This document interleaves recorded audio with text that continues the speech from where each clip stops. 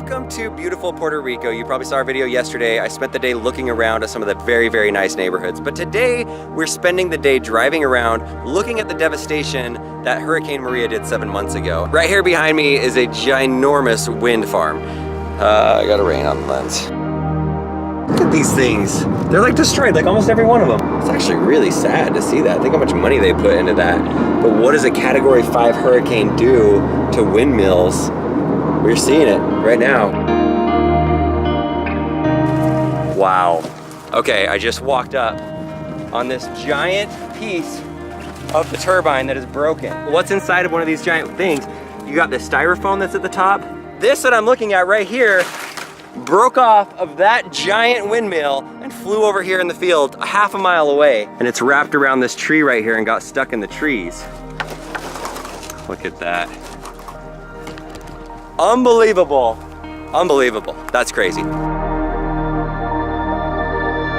Not one of these ginormous wind power generators survived. As early as last week, the power was out for 36 hours across the entire island. And wind and solar are a huge part of keeping the sewer plants, the hospitals, the banks, crucial utilities are based off of these renewable energy sources. Also, Tesla is down here. Elon Musk has been installing tons of these solar farms and solar batteries to help this island. I'm gonna show you and take you along and see where we're at 7 months later.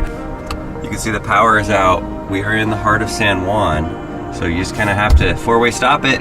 Oh, here we go.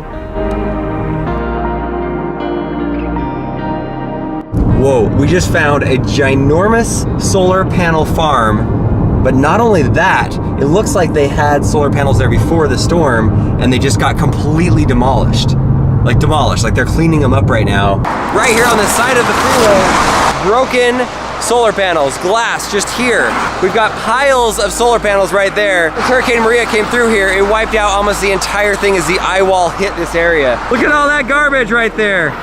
All solar waste. It goes clear over that way. This solar plant in particular provides 60% of the power to the local sewage plant. Part of like a $2 million investment by a private investor. They're actually rebuilding very, very quickly. I would imagine some insurance money was there. What's inside a solar panel? It's right there. It's pretty amazing to see this.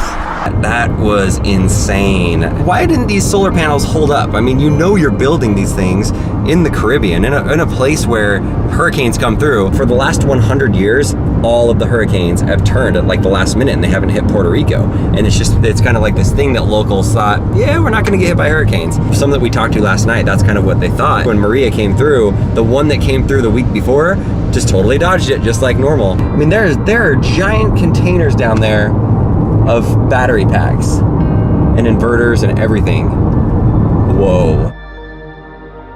So throughout the city, we have seen truck after truck after truck full of trees. They're cleaning them up all day long, and then they bring them to different places to ditch them all. These are all fallen trees that they piled up. That's gotta be about 40 feet high right there, and this thing just goes on forever. It's a junkyard for trees. I'm not quite sure what they're going to do with them all, firewood or wood chips or what, but I mean, that's step one. It's gotta be hard to put up power lines when you got fallen trees everywhere and to rebuild roads and everything when you just have trees everywhere. There's one of the trucks that just dropped off its load right there and is driving away, going to pick up some more trees. There's our security right there, just chilling, hanging out, waving. There's the truck with the trees. It's an everyday process in Puerto Rico. That's a lot of work. That takes a lot of government money to be able to pull off some process like this.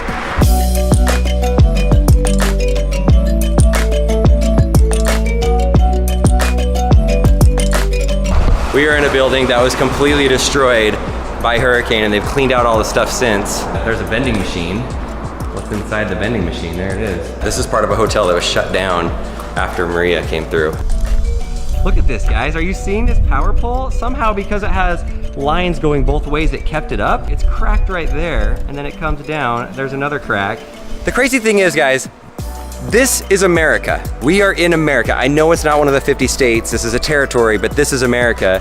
And this is the kind of stuff that we're seeing. I've seen this in the Philippines where I was born and lived for a lot of my life. I've seen this in different parts of Mexico. To be in America and to have it look so ravaged by something 7 months later and there's no signs of things getting fixed. We just drove through neighborhoods that there's no people in. So I know there are a lot of places that have recovered. It's still a great place to visit in San Juan for vacation purposes, but they've got a lot to repair here. Oh! Oh! Jake, one of my childhood fears. Have you ever seen the show Arachnophobia? Yeah. This is a living arachnophobia. Oh, I hope you can see this on camera. They look like black widows, just a full-on family. Like 5 generations of black widows. I don't do well with spiders, Jake. Yeah, there's a lot of them. Nope, that's as close as I'm getting. Let's get out of here. We've got power lines directly over my head that are held on by a sliver. We've got weird noises from critters in an abandoned old hotel. I mean, there's a mattress right there. There's a mattress. There's a mattress in there. The biggest termite hill I've ever seen. That looks like a termite. Like a mud hill, an ant hill or something. Look, it goes all around. You can see it going up and around. See this? Look, on the walls. It's climbing on the walls. Going under here, those are not from vines. It leads directly to the mothership. Oh, it's not supposed to do that.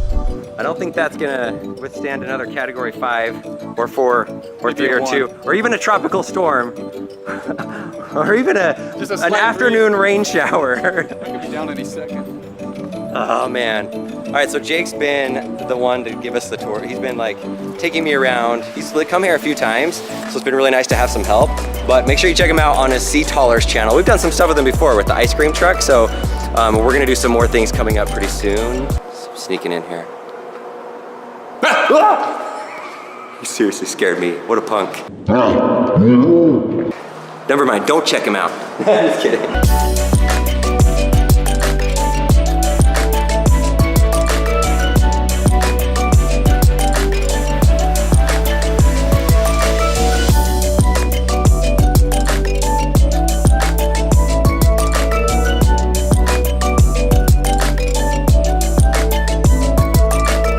All right, we found the hospital. I can't believe that we actually did it. Look at this. These are all solar panels right here, Tesla solar panels.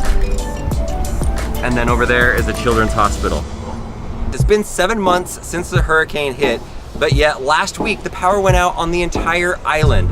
And so what the governor said was that he was prioritizing hospitals and banking centers. And so this right here is a children's hospital, and this is where Tesla has come in and put their solar panels.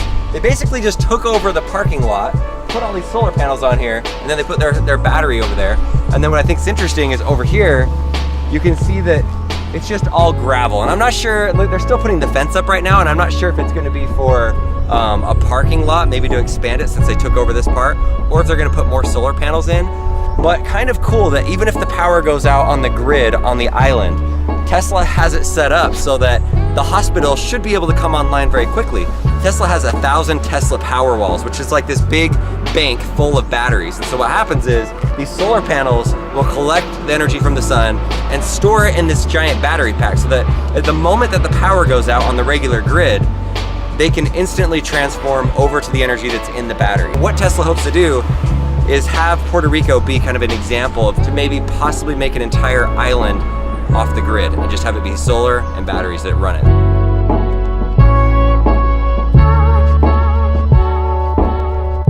The power has been on the entire time that we've been here. Well, in a place like this where you know the power may go out at any time, I recommend bringing a battery pack.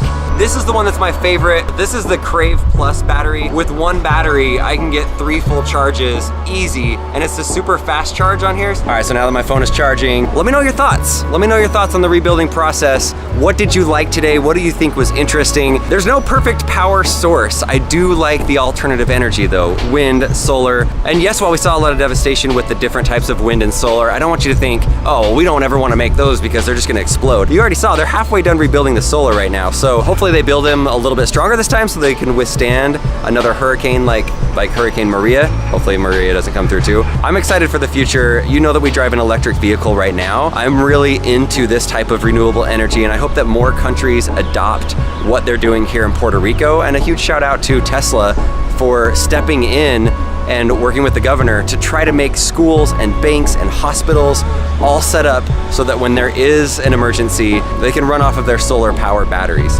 So anyway, that's the end for Puerto Rico. We're gonna get some milkshakes and fly home tomorrow. See ya.